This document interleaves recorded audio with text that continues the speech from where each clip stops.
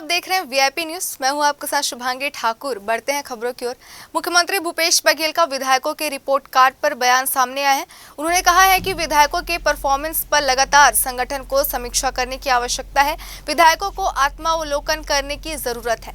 अब इस समय है, विधायक अपनी स्थिति सुधार भी सकते हैं। अपने कार्य व्यवहार के माध्यम से अपनी स्थिति सुधार ले, नहीं तो सब पर आने वाले दिनों में कार्रवाई होगी।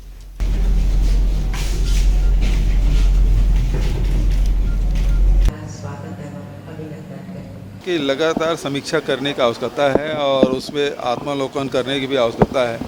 और अभी समय है, अपनी स्थिति वो सुधार भी सकते हैं और अपने कार्य के माध्यम से, व्यवहार के माध्यम से जो स्थिति है उसे बदल भी सकते हैं। सर्वे हुआ है, सर्वे में बहुत सारी जानकारी आई है और फीडबैक जो मिला है उसके हिसाब से आगे कार्रवाई होगी।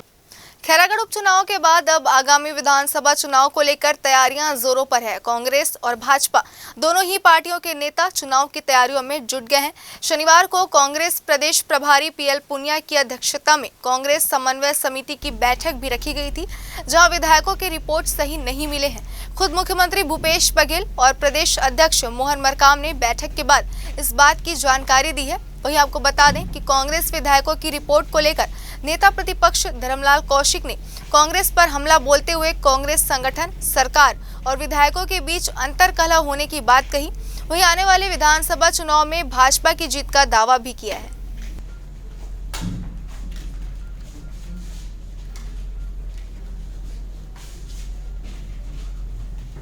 कांग्रेस के अंदर में विस्फोटक की स्थिति बनी हुई है।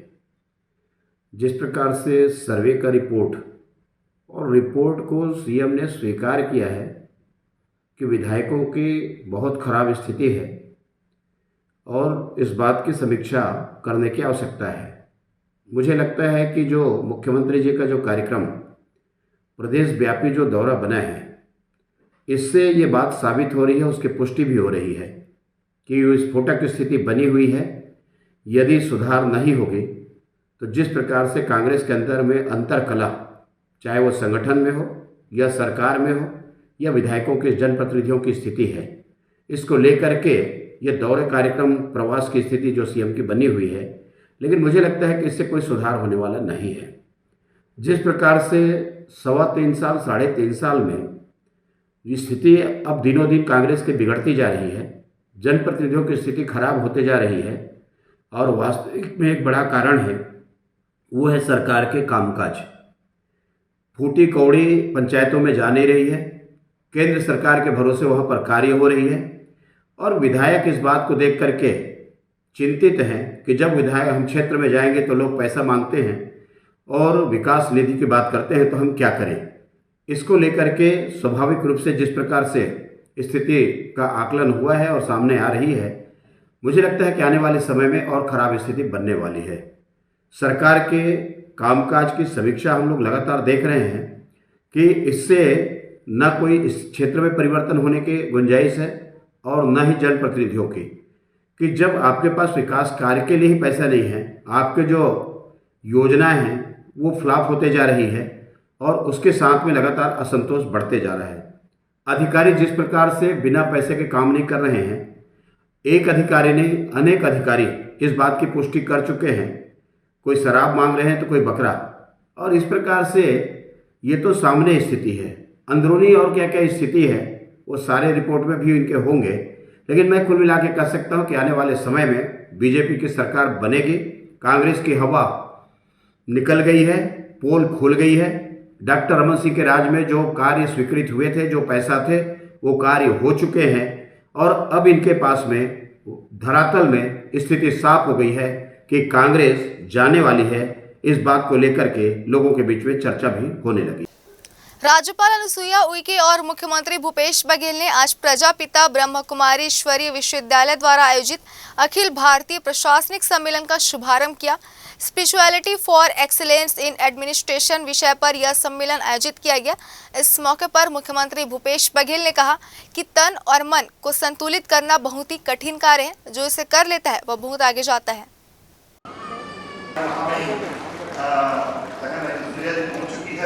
और हम उन्हें सुनने के लिए बहुत आतुर हैं। मुख्यमंत्री हम सभी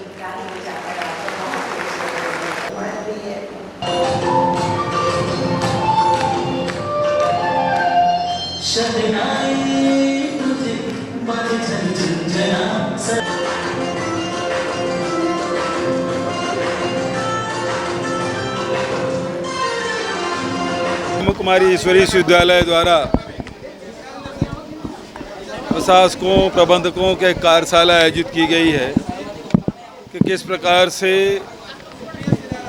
जो प्रशासक हैं, जो एग्जीक्यूटिव हैं, सीईओज़ हैं, जो अपने अपने स्थान पे बैठे हैं, उनके बड़ी दायित्व रहते हैं, बड़ी जिम्मेदारी रहती है, वो किस प्रकार से काम करें ताकि उसके कार्य करने उसके निर्णय में किस प्रकार से निष्पक्ष हो और किस प्रकार से जीवन में उसका प्रभाव न पड़े। तो ये एक प्रशिक्षण कार्यशाला आयोजित की गई है और देश भर के लोग इसमें आए हैं। 7 दिन का कार्यशाला है। इसमें राज्यपाल महोदया भी हैं और गणमान्य अपने अपने क्षेत्र के पहुँचे हुए लोग यहाँ आए हैं। तो एक अच्छा एक आयोजन और इसके लिए मैं प्रजापिता ब्रह्म कुमारी ईश्वरीय विश्वविद्यालय के आयोजकों को बधाई देता हूँ। ओम शांति। प्रजापिता ब्रह्मा कुमारी ईश्वरीय विश्वविद्यालय के द्वारा छत्तीसगढ़ की राजधानी रायपुर में प्रशासक सम्मेलन रखा गया है, जिसमें भारत के 50-60 लोग आए हैं। आईएएस अधिकारी भी हैं, ब्रह्मा कुमारी बहनें भी हैं। तो ये कोरोना के बाद जो वर्ष की शुरुआत हुई, तो हम सब ने ये सोचा कि पहले हम प्रशासक वर्ग का प्रोग्राम रखेंगे, क्योंकि अगर देखो कहते हैं निज पर शासन फिर अनुशासन। तो अगर हमारा प्रशासन सुव्यवस्थित होता है, अच्छा होगा, तो हमारा प्रांत एक उदाहरण बन जाएगा।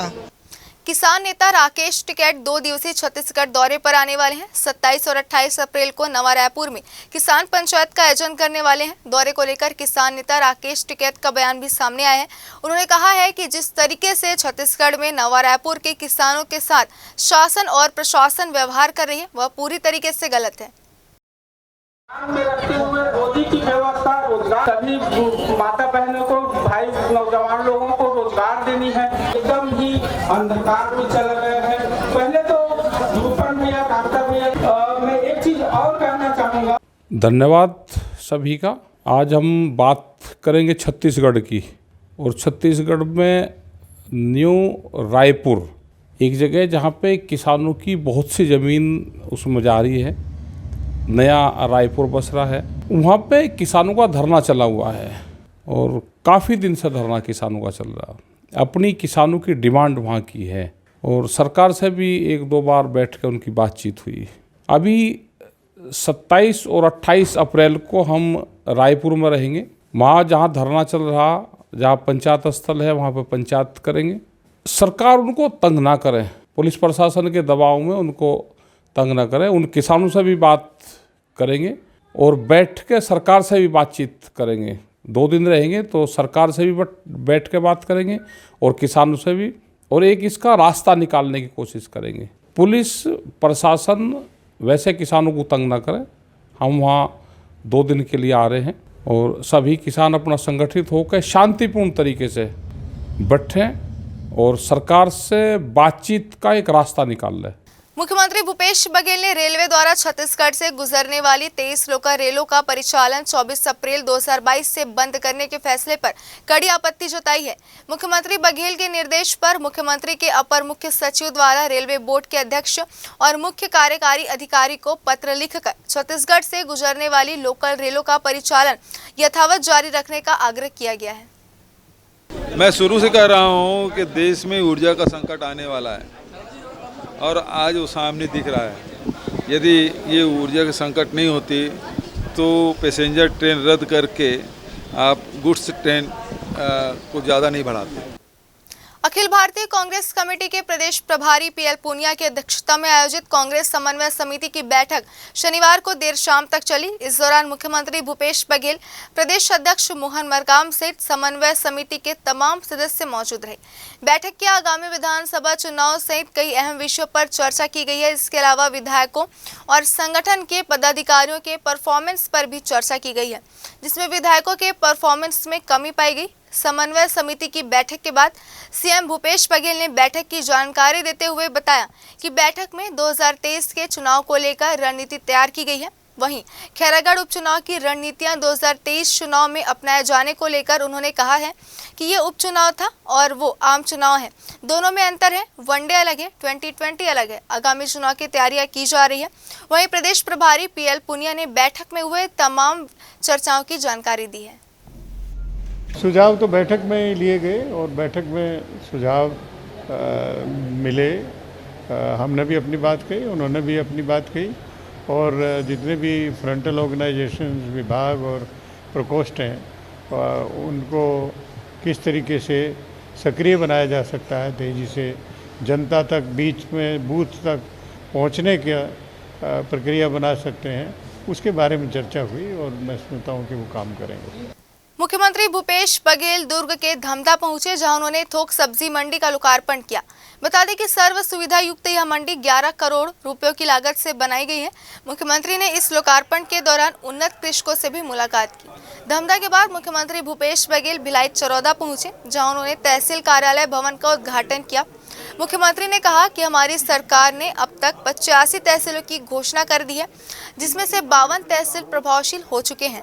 शायद किसी सरकार ने इतने कम समय में इतनी संख्या में तहसील का गठन नहीं किया होगा। इसके साथ ही उन्होंने कहा कि हमारी सरकार ने 3 साल के भीतर ही अब तक 6 जिलों का भी गठन कर दिया है।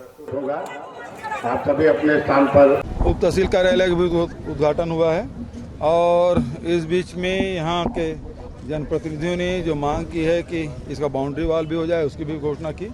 और साथ ही ये भिलाई नगर निगम क्षेत्र, जामुल नगर निगम क्षेत्र, कुम्हारी नगर पालिका क्षेत्र और एहवारा, ये भिलाई 3 तहसील और एहवारा तहसील दोनों को मिला के एक अनुभाग की भी मैंने घोषणा की, ताकि एसडीएम यहाँ परमानेंट बैठे। ये आम जनता के, किसानों के लिए, सबके लिए सुविधाजनक होगी। और यहाँ उप पंजीयक कार्यालय की भी मैंने घोषणा की थी कि उप पंजीयक के बैठने से निश्चित रूप से जो लगातार दबाव दुर्ग और पाटन में पड़ता है, जो ज़मीन खरीदी बिक्री करने वाले को, यहाँ एक उप पंजीयक कार्यालय भी होगा, उससे आम जनता को सुविधा होगी। वक्त तो चला एक छोटे से ब्रेक का, ब्रेक के बाद जल्द लौटेंगे।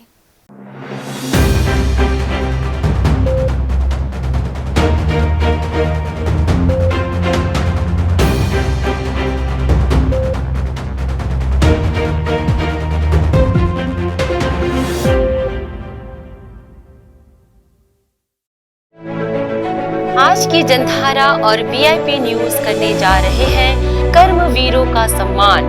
कृषि और श्रम क्षेत्र में अपनी मेहनत से प्रदेश की नई पहचान बना रहे इन माटी पुत्रों का सम्मान छत्तीसगढ़ के मुख्यमंत्री भूपेश बघेल करेंगे। यह सम्मान समारोह 28 अप्रैल शाम 5 बजे कला मंदिर भिलाई में होगा।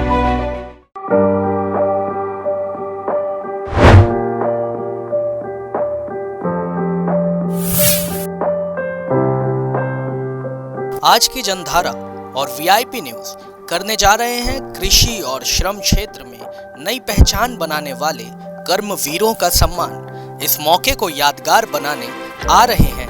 मैं हास्यव्यंग का कवि और लेखक संपत सरल आ रहा हूं 28 अप्रैल को आपके शहर भिलाई में आज की जनधारा ग्रुप की ओर से आयोजित सम्मान कर्मवीरों का कार्यक्रम में शिरकत करने के लिए।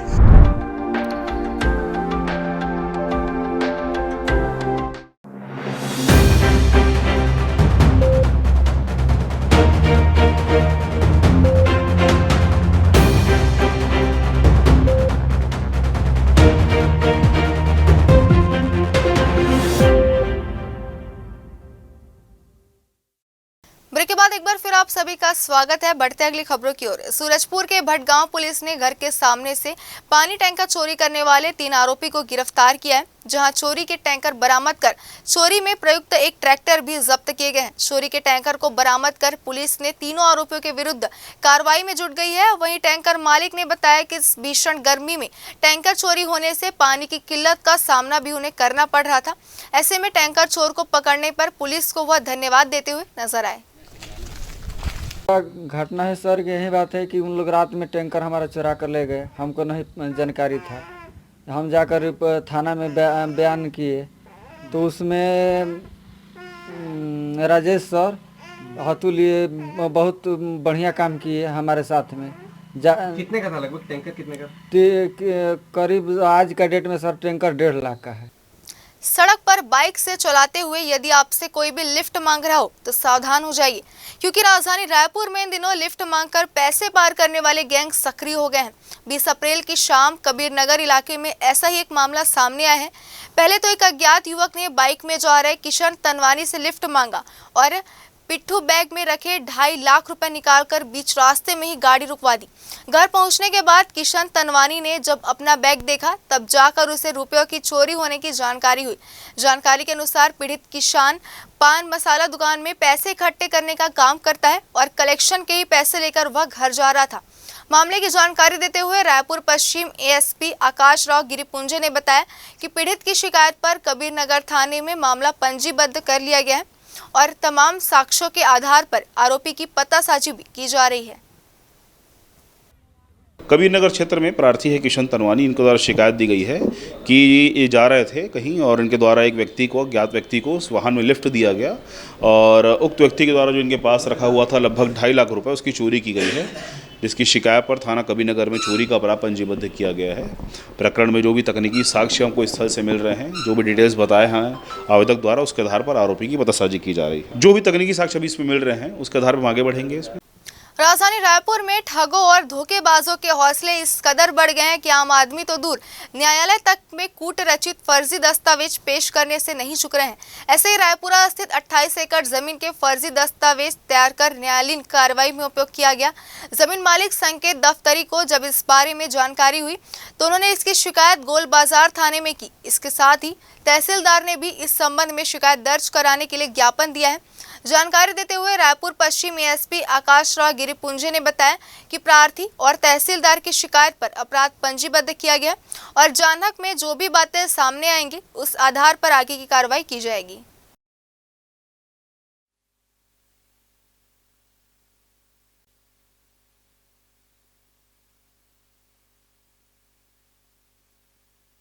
गोलबाजार थाना क्षेत्र में प्रार्थी है संकेत दफ्तरी, इनके द्वारा शिकायत दी गई है कि जो आरोपी है इस प्रकरण में, उनके द्वारा जो है लगभग 28 एकड़ जो ज़मीन है, 28 एकड़ ज़मीन की जो ज़मीन के कूटरचित दस्तावेज का उपयोग किया गया है और हड़पने के उद्देश्य से, हेरफेर करने के उद्देश्य से न्यायालयीन कार्यों में इसका उपयोग किया गया है।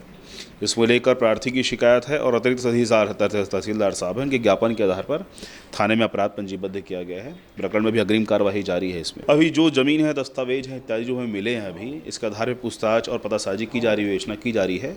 इसमें जो भी तथ्य आगे सामने आएंगे उसके आगे हम आगे कार्य कहेंगे। जी बिल्कुल, अभी इसमें कार्रवाई जारी है। विवेचना में दस्तावेज इत्यादि जो भी इसमें यूज़ किए गए हैं उसके आधार पर हम आगे बढ़ेंगे। राजधानी रायपुर के आउटर इलाके में स्थित मकान में फिर एक बार चोरों ने धावा बोलकर लाखों रुपए के सामानों और कैश पार कर लिए हैं। इस बार विधानसभा थाना क्षेत्र के पिरदा स्थित रहेजा ग्रीन सोसाइटी में रहने वाले ठेकेदार रामलखन शर्मा के घर को चोरों ने निशाना बनाया है। जानकारी मिलते ही विधानसभा पुलिस की टीम ने घटनास्थल पहुंचकर पड़ताल शुरू कर दी। घर में लगे सीसीटीवी फुटेज में 4 लोग पत्थर और रॉड पकड़कर घर के भीतर घुसते और सामानों को ले जाते नजर आ रहे हैं। जानकारी देते हुए विधानसभा थाना प्रभारी संजीव मिश्रा ने बताया कि पुलिस की टीम तमाम तथ्यों के आधार पर जांच कर रही है और जो भी तथ्य सामने आएंगे उस आधार पर आगे की कार्रवाई की जाएगी।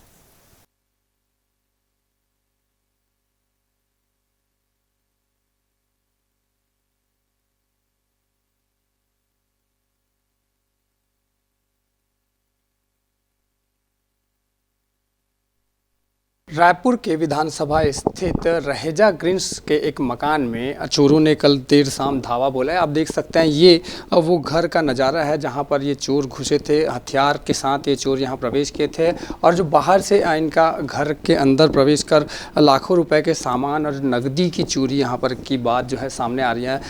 मामले में टीम भी लगी हुई है, पुलिस की टीम तमाम जाँच पड़ताल में जुटी है। अभी भी पुलिस के जो अधिकारी हैं विधानसभा थाना क्षेत्र के वो यहाँ पर आए हुए हैं, तमाम मामले का जाँच किया जा रहा है। और जिस तरह से आप देख सकते हैं ये उसी तरह से रखा गया है जिस तरह से यहाँ पर चोर छोड़ कर गए थे। अभी तक से इसमें कोई परिवर्तन नहीं किया गया है।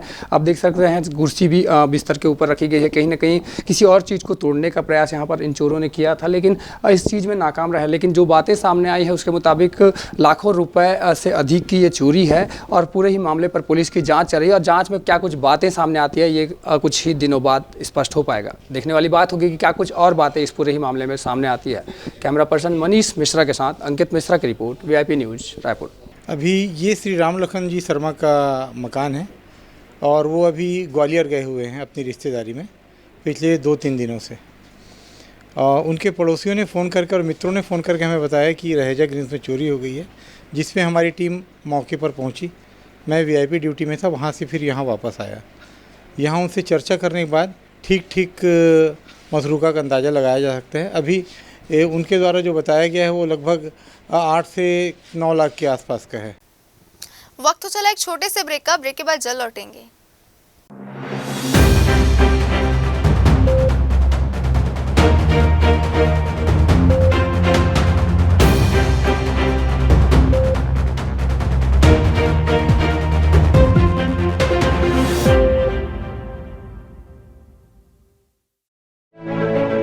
आज की जनधारा और वीआईपी न्यूज करने जा रहे हैं कर्मवीरों का सम्मान। कृषि और श्रम क्षेत्र में अपनी मेहनत से प्रदेश की नई पहचान बना रहे इन माटी पुत्रों का सम्मान छत्तीसगढ़ के मुख्यमंत्री भूपेश बघेल करेंगे। यह सम्मान समारोह 28 अप्रैल शाम 5 बजे कला मंदिर भिलाई में होगा।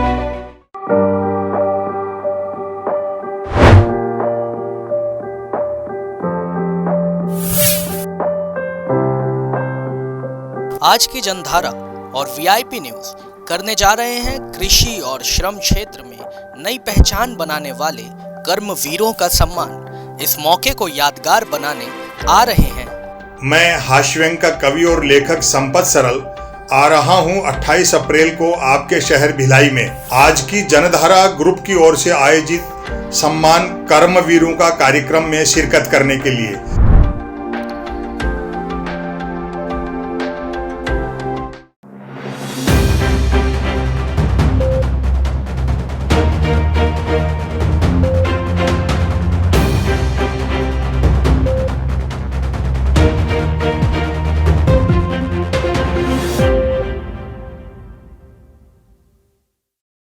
अगली खबर अंबिकापुर से, जहां चोरी किए गए टावर को खोजते हुए अंबिकापुर कोतवाली पुलिस 20 लाख के अवैध कबाड़ तक जा पहुंची।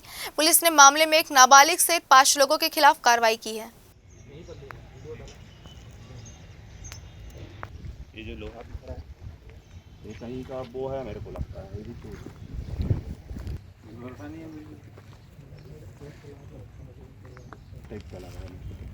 इसको पता करो शासन कहाँ का है ये सब चीज़।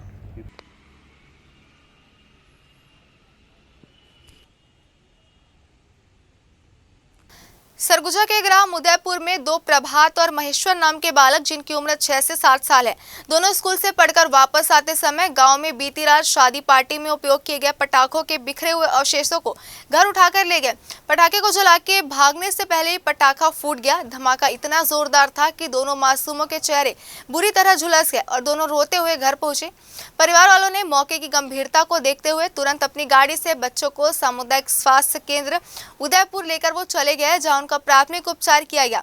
प्राथमिक उपचार किए जाने के बाद जिला अस्पताल अंबिकापुर के लिए संजीवनी 108 से बेहतर उपचार हेतु रेफर कर दिया गया है।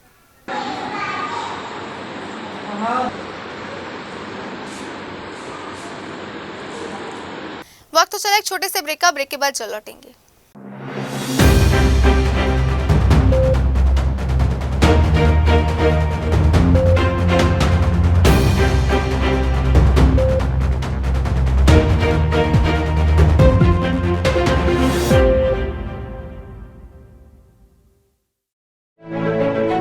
आज की जनधारा और वीआईपी न्यूज करने जा रहे हैं कर्मवीरों का सम्मान।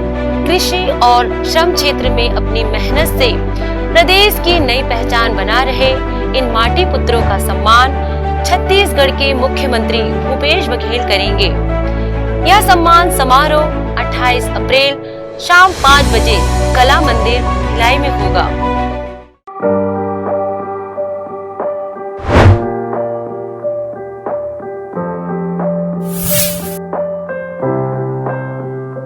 आज की जनधारा और वीआईपी न्यूज करने जा रहे हैं कृषि और श्रम क्षेत्र में नई पहचान बनाने वाले कर्मवीरों का सम्मान। इस मौके को यादगार बनाने आ रहे हैं। मैं हास्यव्यंग का कवि और लेखक संपत सरल आ रहा हूं 28 अप्रैल को आपके शहर भिलाई में आज की जनधारा ग्रुप की ओर से आयोजित सम्मान कर्मवीरों का कार्यक्रम में शिरकत करने के लिए।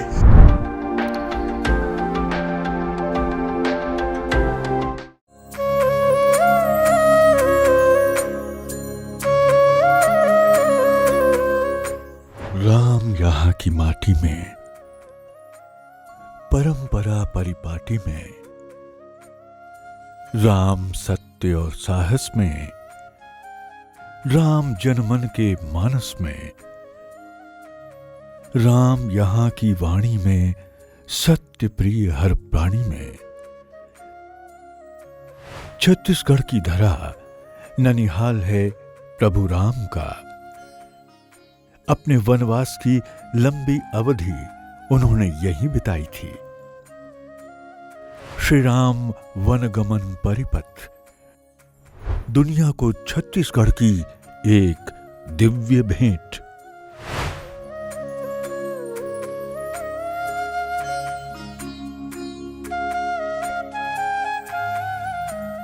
निर्देशक गौतम और निर्माता अल्लू अरविंद की कामयाब साउथ इंडियन फिल्म जर्सी की हिंदी रीमेक फिल्म शाहिद कपूर को लेकर बहुत सुर्खियों में रही है। जाहिर सी बात है कि पिछली फिल्म कबीर सिंह ने भी हिंदी रीमेक होते हुए भी शाहिद को 350 करोड़ की अप्रत्याशित सफलता के शिखर पर बिठाया था। हालांकि इस बार शाहिद की जर्सी का मुकाबला केजीएफ चैप्टर 2 की सफलता के कारण थोड़ा कमजोर जरूर पड़ गया है, पर फैमिली ऑडियंस का जबरदस्त रिस्पॉन्स इस फिल्म को देखने मिला है। दरअसल फिल्म में क्रिकेट पृष्ठभूमि है और यह फिल्म ह्यूमन स्पिरिट और इंटरपर्सनल रिलेशन पर आधारित बहुत ही सेंसिटिव फिल्म है। क्यों, आइए जानते हैं दर्शकों से।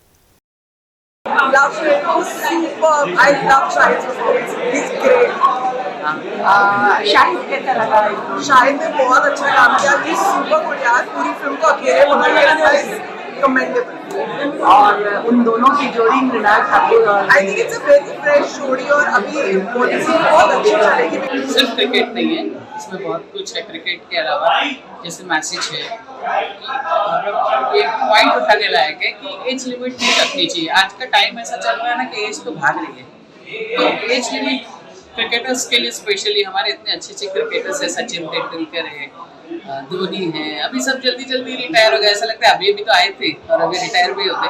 तो मतलब लोग अगर छोड़ना चाहें ना तो बात अलग है, लेकिन उनकी खुद से नहीं ये हटाना चाहिए कि मतलब एज अब ये हो गई 36 में नहीं खेल सकते। इस पिक्चर में वही बताया है कि 36 एज में शुरुआत करते हैं। स्ट्रगल में कैसे आपको हार नहीं मानना है ये जानने मिलेगा। तो बहुत सारी चीजें जो है वो आपको इस फिल्म में है जो है वो देखने मिलेगा। और मैं कहूँगी परफॉर्मेंस वाइज भी शाहिद कपूर का जो परफॉर्मेंस है वो बेस्ट परफॉर्मेंस रहा है। अभी तक हमने उनको बहुत ज़्यादा प्यार दिया है, जब भी मेट हो या फिर उल्टा पंजाब हो या फिर उनकी लास्ट फिल्म कबीर सिंह हो। ये सारी फिल्मों में उन्होंने बहुत अच्छी एक्टिंग तो की ही है, लेकिन इन सारी चीज़ों से हटकर मैं कहूँगी रियल लाइफ में जिस तरीके से शाहिद कपूर बाप है, उन्होंने पर्दे पर भी आपका किरदार जो है वो भी निभाया है और बहुत मजा आया इस फिल्म को। कितने स्टार देना चाहेंगे? मैं इस फिल्म को 5 देना चाहती अगर मैं दे सकती तो, लेकिन मैं 4.5 स्टार। इस बुलेटिन में फिलहाल इतना ही। बने रहिए वीआईपी न्यूज के साथ। नमस्कार।